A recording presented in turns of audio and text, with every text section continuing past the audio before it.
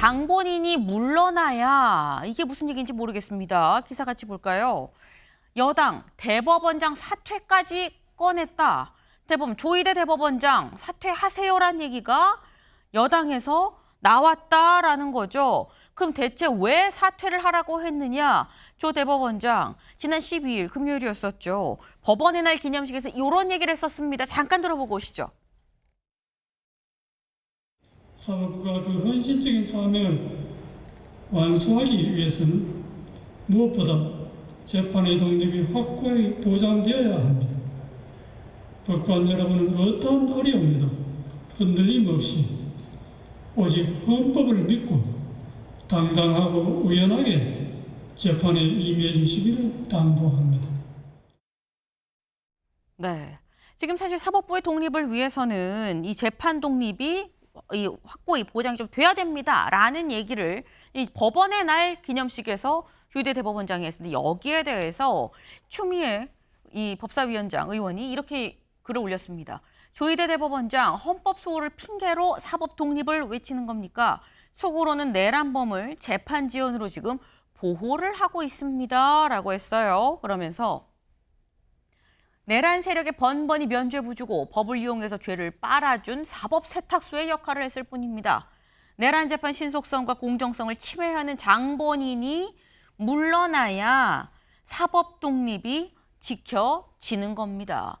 본인이 사법 독립을 얘기하지 말고 본인이 장본인이 물러나야 그 독립이 지켜지는 겁니다라고 얘기를 했습니다. 근데 이 얘기는 사실 그냥 뭐 물러나세요 이런 정치적인 걸로 들을 수도 있긴 합니다만 김수민 의원님 대법원장 물러나요라는 국회 육선의 법사위원장의 얘기거든요. 어떻게 들으셨습니까?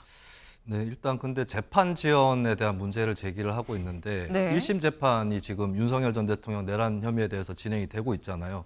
근데 이게 글쎄요, 중간에 지기현 판사가 좀 여름 휴가를 길게 갔다 온 부분이나 이런 것들이 있기는 한데 이게 올해 말에는 심리가 끝난다고 하거든요. 밝혔죠, 본인이 직접. 내년 초에는 판결이 날 것 같은데 특별히 많이 지연됐다고 보기는 어려울 것 같아요. 물론 많은 국민들이 사실 이 사건은 뭐 국회에 군경이 출연한 것부터 해서 간단한 사건일 수도 있겠습니다만 그래도 증인이나 이런 쪽을 많이 불러야 되기 때문에 재판이 어쩔 수 없이 길어지는 측면이 있는 건데 근데 사실 지기현 재판부에 대해서 문제를 제기할 수 있다 치더라도 이게 조희대 대법원장이 시켜가지고 하는 건 아닌 거거든요. 그래서 굉장히 유감스러운 것이 어떤 거냐면 예를 들면 최근에 사법부에서 이재명 대통령의 사건들을 다 중단을 시켰습니다. 헌법 84조 해석을 하면서 여기에 대해서 국민의힘이 이 재판부가 독자적으로 양심적으로 중단시켰다라고 하는 것을 인정하지 않고 계속해서 정권에 굴복해가지고 재판을 중단시킨 것처럼 몰아갔잖아요. 네. 그렇게 해서 사법부의 위신을 많이 흔들어놨는데 여당에서도 똑같이 다른 방향으로 흔들면 어떻게 하겠느냐.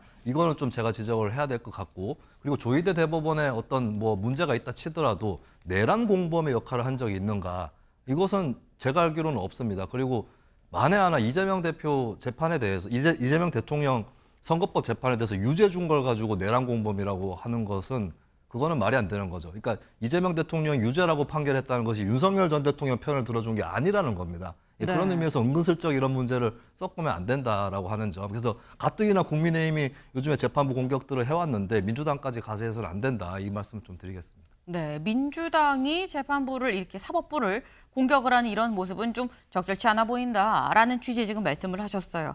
근데 사실 이 내란 공범이라고 이 재판부, 사법부를 내란 공범이라고 얘기를 하기에는 좀 너무 점프해서 나간 면이 있다라고 말씀하셨는데 사실 지금 조희대 대법원장의 얘기는 사실 방점이 여기에도 있어요. 사법개혁 그리고 지금 가장 요즘 핫한 뜨거운 감자인 내란 전담 재판부에 대해서 명확하게 좀 반대 입장을 밝혔는데 그러다 보니까 내란 공범 아닙니까라는 얘기가 나온 걸로 좀 이제 추측이 되긴 합니다.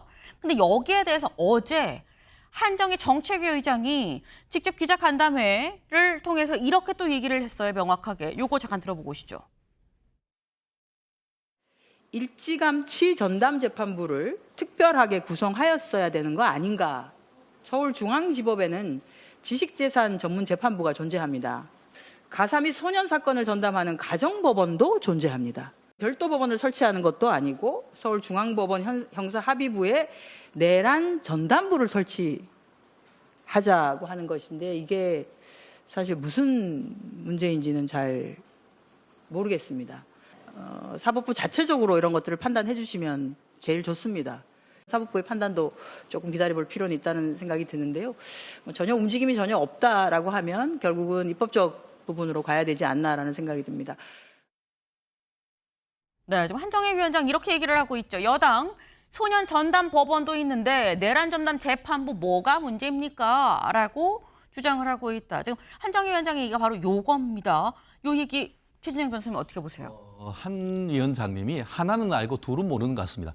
왜 소년 전담부가 생기죠? 소년범 사건이 전부터 있어왔고 앞으로도 계속 늘어나기 때문에 지식 전담부 사건이 왜 있죠? 2017년에 우리나라 그 지식재산권이 점점 늘어나니까 앞으로 늘어날 것 같기 때문에 하는 것이고 노동법원이 왜 그렇죠? 노동 사건이 계속 늘어나기 때문에 그럽니다. 앞으로도 그러면은 민주당 말대로 한다고 하면은 내란 사건 계속 나는 겁니까? 원포인트, 다른 것도 아니고 이 사건, 특정 사건에 대해서 하나 만들자고 하니까 그게 문제가 되는 겁니다.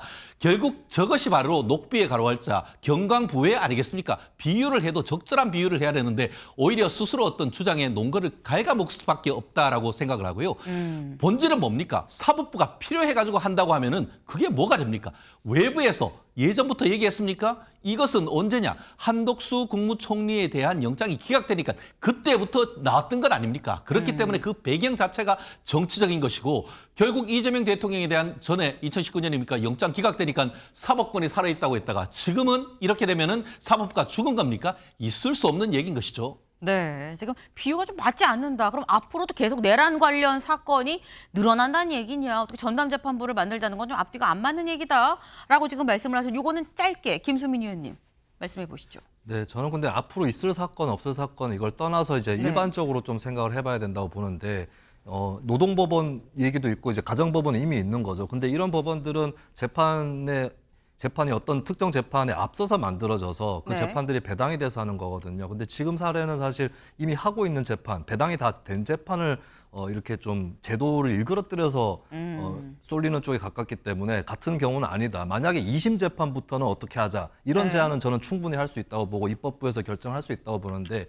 현재 재판을 사실 판사가 마음에 안 들어서 이렇게 된 측면이 강하잖아요. 예, 그렇게 접근하는 거는 바람직하지는 않다고 봅니다. 네, 이 부분에 대해서는 두 분의 의견이 좀 뜻을 좀 같이 하는 면이 분명히 있습니다. 현재 재판 중인 거를 지금 어디 따로 전담을 빼갖고는 하자라는 얘기는 요건 지금 좀 안 맞는 거 아니겠느냐라는 말씀을 지금 하셨는데 지금 이 민주당의 사법 전담 재판부 설치에 대해 굉장히 지금 공격적으로 정청래 대표, 추미애 위원장 막 얘기를 지금 하고 있는데 국민의힘은 관련해서 지금 국민의힘은 그럼 뭐 하고 있지 생각하실 수 있어요. 국민의힘은 지금 이런 움직임이 있습니다. 국민일보 같이 볼까요?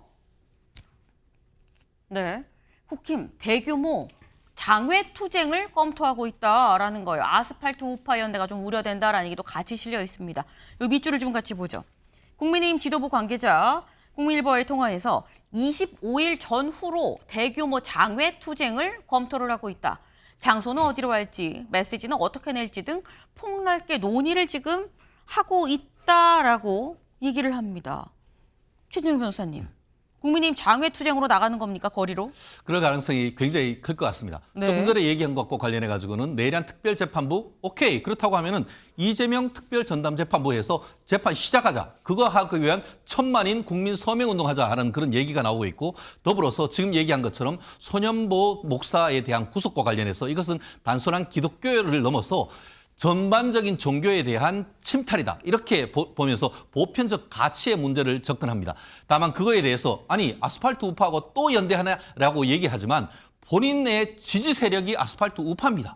그리고 그것을 기본으로 해서 외연을 넓혀가기 때문에 네. 결국 큰 틀에서의 어떤 자유우파의 대연대의 한 부분으로서 그런 부분을 가능하지 그와 같은 장외투쟁을 마치 아스팔트 우파와의 연대 그런 세력으로 폄하하는 것은 저는 지나친 편협한 시각이라고 봅니다. 네. 지금 아스팔트 우파 장외투쟁할 가능성이 상당히 높다. 그리고 장외투쟁으로 가면 아스팔트 우파랑 연대하는 거 아니냐라는 얘기 이거 좀 편협하게 보는 시각이다라고 말씀하셨는데 김수민 의원님 어떻게 보십니까? 네, 일단 뭐 장외투쟁을 하게 되면 아스팔트 우파는 뭐 같이 자연스럽게 붙게 되는 것이고 그리고 그 사람들의 힘을 이용하겠다는 건데 그들 사이에서 나오는 계몽령이라든지 부정선거론이라든지 이런 주장을 한다 한들 오히려 들판에 나가서 농사 지으면서 새를 쫓는 게 아니라 못자리하고 이런 것들을 다 밟으면서 나가는 그러니까 현재 41%의 지지율을 국힘이 대선 때 얻었잖아요. 근데 네. 지금 반이 달아났거든요. 이걸 더 달아나게 할 수 있는 투쟁을 하는 것에 불과하다.